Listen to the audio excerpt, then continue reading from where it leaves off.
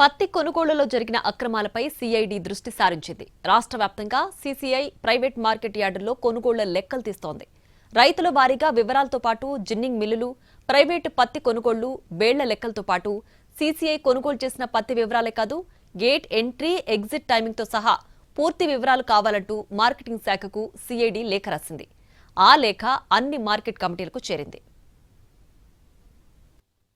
ఆదిలాబాద్ జిల్లాలో జరిగిన పత్తి కొనుగోలులో అక్రమాలపై ఎన్టీవీ వరుస కథనాలను ప్రసారం చేసింది. తక్పట్టీలు, వాహనాల బరువు పేరు చెప్పి కొంతమంది చేసిన అక్రమాల గుట్టును బయటపెట్టింది ఎన్టీవీ. వాటి ఆధారంగా ఇచ్చోడ పోలీసులు సుమోటోగా స్వీకరించి కేసు నమోదు చేశారు. ఈ కేసులో విజయలక్ష్మి, జిన్నింగ్ లో పనిచేసే గుమస్తాలతో పాటు సిసిఐ, అలాగే డేటా ఎంట్రీ ఆపరేటర్లు ఇలా మొత్తం 7 మందిపై కేసు నమోదు చేసి అందులో 4గురిని అరెస్ట్ చేశారు.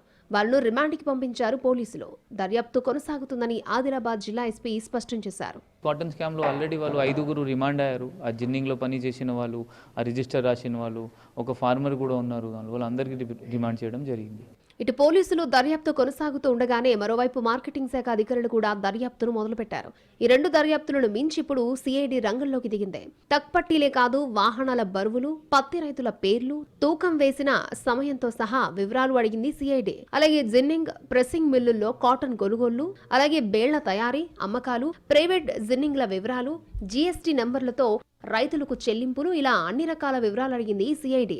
ప్రతి మార్కెట్ యార్డు పరిధిలో జరిగిన కొనుగోలుపై మొత్తం 22 అంశాలపై నివేదిక కోరింది. దీనికి కేవలం 3 రోజుల సమయం ఇచ్చింది.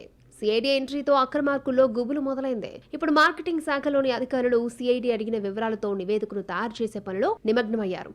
వాహనాల నెంబర్లు, రైతుల ఆధార్ నెంబర్లు, అలాగే ప్రైవేట్ పర్చేసెస్ వివరాలు, బేళ్ల తయారీ, నాణ్యత, బేళ్ల తరలింపు వివరాలు అడిగింది సిఐడి. 3 రోజుల్లో పీడీఎఫ్, ఎక్సెల్ షీట్ లో నివేదికతో పాటు ఫిజికల్ రిపోర్ట్లు ఇవ్వాలని ఆదేశాలు వచ్చాయి. అంతేకాదు ఆదేశాలు ఇచ్చిన రోజే ప్రైవేట్ జిన్నింగ్లు, అలాగే జిన్నింగ్లోని మార్కెట్ కమిటీల్లోని కాపీలు అన్ని జిల్లా మార్కెటింగ్ అధికారి కార్యాలయానికి తరలించి భద్రపరచాలని సిఐడి స్పష్టం చేసింది. సిఐడి కూపీ లాగుతూ ఉండడంతో ఆయా మార్కెట్ కమిటీ కార్యదర్శులు, జిన్నింగ్ మిల్లుల యజమానులు, అక్రమార్కుల గుండెల్లో రైళ్లు పరిగెడుతున్నాయి. కొనుగోళ్ల తక్పట్టీల్లో అక్రమాలపై ఇప్పటికే కేసులు నమోదవుతూ ఉండగా తాజాగా సిఐడి నివేదిక కోరడం తీవ్ర కలకలం రేపుతోంది. ఎవరి బండారం బయట పడుతుందో అనే టెన్షన్ మొదలైంది.